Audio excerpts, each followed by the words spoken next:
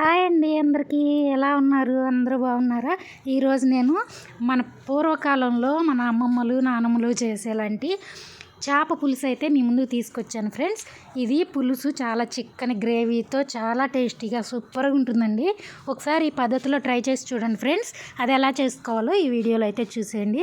దానికోసం నేను ముందుగా 2 కేజీల చేపలు అయితే తీసుకున్నానండి. ఈ 2 కేజీల చేపల కోసం 200 గ్రాముల చింతపండుని అయితే నీళ్లు పోసి నానబెట్టుకున్నాను పక్కన. తర్వాత నేను తీసుకున్న ఈ చేపల్ని శుభ్రంగా కడిగి ఇందులో ఈ కూరకి తగినట్లు ఉప్పు అలాగే కారం అండి. చూసారు కదా, ఉప్పు అయితే నేను కళ్ళుప్పు అయితే యాడ్ చేసుకున్నాను ఫ్రెండ్స్. తర్వాత కారం వచ్చేసి ఒక 7 స్పూన్లు వరకు యాడ్ చేసుకున్నాను.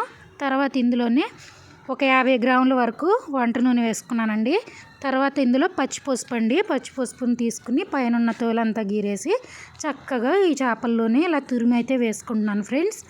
చూసారు కదా, ఇలా తురుముకుని వేసుకున్న తర్వాత మనం బాగా మిక్స్ చేసుకోవాలండి. ఈ చేప ముక్కలకి ఉప్పు కారం అంతా పట్టేలాగా. ఈ పచ్చిపసుపు మీ దగ్గర లేదంటే మామూలు పసుపు అయినా యాడ్ చేసుకోండి ఫ్రెండ్స్. కానీ పచ్చిపసుపు యాడ్ చేసుకుంటే చాలా టేస్టీగా ఉంటుందండి.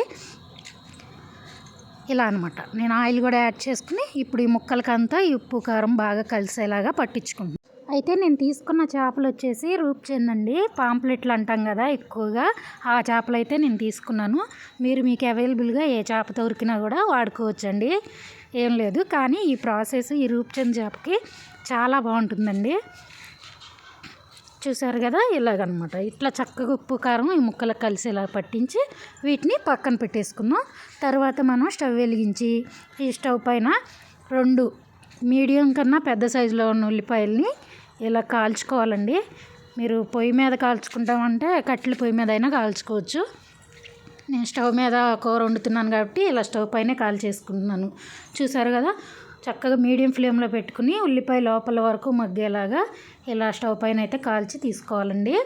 ఉల్లిపాయలు పక్కన పెట్టేసుకుని ఇప్పుడు మనం తీసుకున్న 2 కేజీల చేపకి ఒక 50 గ్రాముల కన్నా తక్కువ ఉంది ఎండు కొబ్బరి అయితే తీసుకుని దాన్ని కూడా ఇలా కాల్చి తీసుకున్నాను.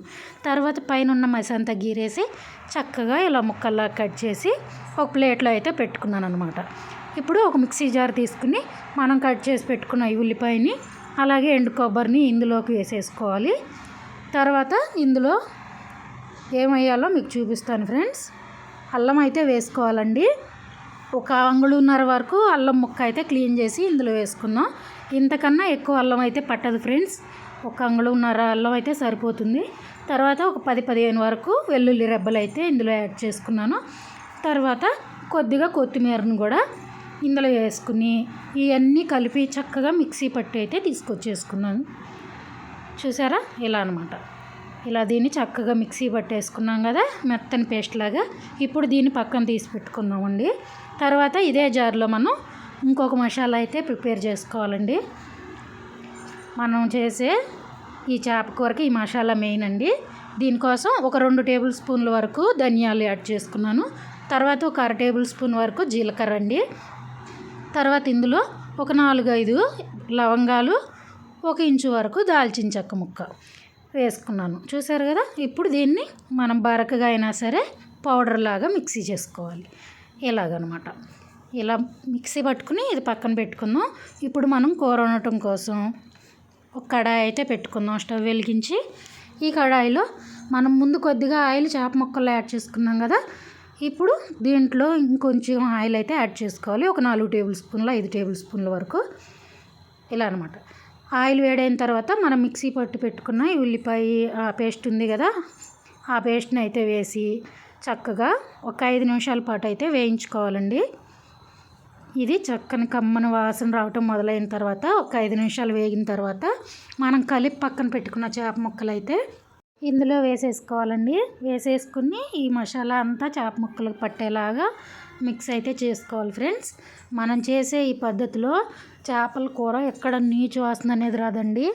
చేపల కూర పులుసు కూడా చక్కగా రిచ్ గ్రేవీ అండి, చాలా బాగుంటుంది. మనం చేప ముక్కల కోసం వెతుక్కోవాలంతే, అంత టేస్టీగా ఉంటుంది. 1కి 4 తినేస్తామండి. ఒకసారి మీకు అవకాశం ఉంటే రూప్చంద్ చేప దొరికితే ఒకసారి మీరు ట్రై చేసి చూడండి ఫ్రెండ్స్. ఈ ప్రాసెస్లో అయితే ఇలా అనమాట. నేను చక్కగా చేప ముక్కలు ఇందులో వేసేసి ఈ మసాలా అంతా ఈ చేప ముక్కలకి కలిసేలాగా ఇలా కలుపుకుంటున్నాను. ఇలా కలుపుకున్న తర్వాత మనం ఈ చేప ముక్కల్ని ఏ గిన్నెలో అయితే కలిపి పెట్టామో అదే గిన్నెలో ఉప్పు కారం ఉండిపోతుంది కదా, దాంట్లోనే వాటర్ పోసి ఆ వాటర్ ఇందులో పోసుకోవచ్చండి. నేనైతే పోస్తున్నాను. ఈ చేప ముక్కలు మునిగేంత వరకు మనం వాటర్ అయితే పోసేసుకోవాలి. ఇలా కలుపుకున్న తర్వాత ఈ ప్రాసెస్ అంతా ఫ్లేమ్ హైలోనే పెట్టి చేసుకుంటున్నానండి నేనైతే. ఇలా అనమాట. మొత్తం చేప ముక్కలు కలిపేసుకున్న తర్వాత ఇప్పుడు ఇందులో ఈ చేప ముక్కలు మునిగే వరకు వాటర్ అయితే పోసేసుకుంటున్నాను. పోసేసుకుని ఒక్కసారి కలిపేసి మూత పెట్టి ఉడికించుకుందాం ఫ్రెండ్స్. చక్కగా ఉడుకుతూ ఉంటే మనం ఈలోపు మనం నానబెట్టి పక్కన పెట్టుకున్నాం కదా చింతపండు, అదైతే కలిపి దాని గుజ్జు అయితే తీసుకుందాం. చింతపండు పులుసు మెయిన్ కదండి చేపల కూర కోసం. ఇదిగోండి నేను చింతపండును కూడా కలిపేసి పులుసు అయితే తీస్తున్నానండి. చక్కగా ఈలోపు మన కూర అయితే ఉడుకుతూ ఉంది, ఈవెన్గా ఉడికిపోయే ఉంటుంది. ఈ కలిపిన పులుసుని ఇందులోకి అయితే పోసేసుకుందాం. పోసే ముందు ఒకసారి మనం ఇలా చట్టి పట్టుకుని కలిపితే ఎక్కడన్నా అడుగంటిందా లేదా అనేసి మనకి ఒక ఐడియా అయితే వస్తుందండి. నాకైతే ఎక్కడ అడుగు గిడుగు ఏమంటలేదు. నేనైతే కలిపి పెట్టుకున్న ఈ చింతపండు పులుసుని ఇందులోకి అయితే వేసేసుకుంటున్నాను ఫ్రెండ్స్. ఇలా వేసేసిన తర్వాత ఈ చింతపండులోనే ఇంకొంచెం వాటర్ పోసి మళ్ళీ ఇంకోసారి కూడా పోసేసుకున్నాను. ఆ క్లిప్ మీకు చూపించలేదులేండి. ఇలా అనమాట. చక్కగా ఈ పులుసు అంతా పోసేసుకుని ఇప్పుడు మనం దీంట్లో కలుపుకున్న తర్వాత పచ్చిమిర్చి అయితే యాడ్ చేసుకోవాలండి. పచ్చిమిర్చి ఇలా లాస్ట్లో యాడ్ చేసుకోవటం వల్ల ఈ పులుసులో ఉడికి చాలా బాగుంటాయండి చేపల కూరలో. అందుకని నేను లాస్ట్లోనే యాడ్ చేసుకుంటాను. ఇప్పుడు ఇలా పచ్చిమిర్చి యాడ్ చేసుకుని మూత పెట్టి మరగనివ్వాలండి. ఇలా ఉడుకుతున్నప్పుడు ఇక ఆల్మోస్ట్ మన కూర దించేస్తాం అనే ఒక 2 నిమిషాల ముందు మనం పౌడర్ చేసి పెట్టుకున్నాం కదా ధనియాల పొడి మసాలా, ఆ పొడి మసాలాని అయితే ఇందులోకి వేసేసుకోవాలండి. వేసేసుకుని ఇంకొకసారి మిక్స్ చేసి మూత పెట్టి ఇంకొక 2 నిమిషాలు అయితే ఉడికించుకోవాలి ఫ్రెండ్స్. అంతే అండి. 2 నిమిషాలు ఉడికించుకున్న తర్వాత స్టవ్ ఆఫ్ చేసి ఇక చేపల కూర ఎప్పుడు చల్లారుతుందా అని మనం వెయిట్ చేయటమేనండి. చల్లారిన వెంటనే మనం మన రైస్తో అయితే తినేయచ్చు ఫ్రెండ్స్. నేనైతే ఎప్పుడు చల్లారుతుందా అని వెయిట్ చేసి ఇదిగోండి గిన్నెలోకి కూడా తీసి పక్కన పెట్టేశాను. ఈలోపు చల్లారిపోయింది. నేను రైస్ పెట్టేసుకుని తినేస్తున్నాను కూడా అండి. అంతే అండి. ఎలా అనిపించింది మన వీడియో? నచ్చిందా మీకు? నచ్చితే ఒక లైక్ చేయండి ఫ్రెండ్స్.